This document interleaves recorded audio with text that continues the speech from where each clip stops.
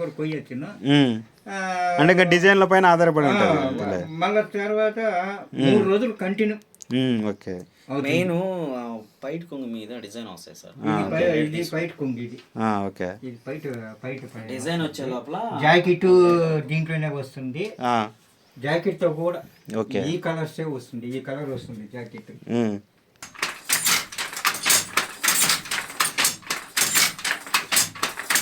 ఒకసారి మామూలుగా కంటిన్యూ చేస్తే ఎన్ని గంటలు పడుతుంది?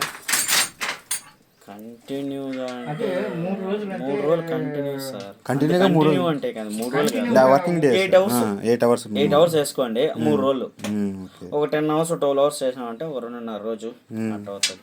ఇప్పుడు నాలాగా మనలాగా యూత్ అయితే 2 రోజులు వేసేస్తుంది.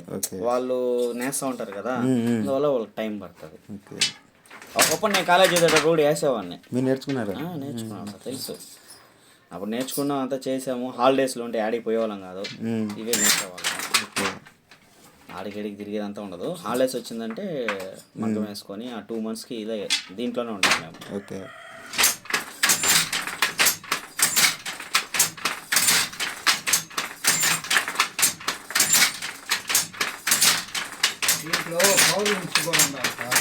ఓకే. కంప్యూటర్తో చేస్తే అది కాస్ట్ తక్కువ అంటే నిజమేనా? అది తక్కువే సార్. అంటే పవర్ లూమ్స్లో ఏమవుతుందంటే ఈ విధంగా ప్యూర్ రాదు. ఓకే.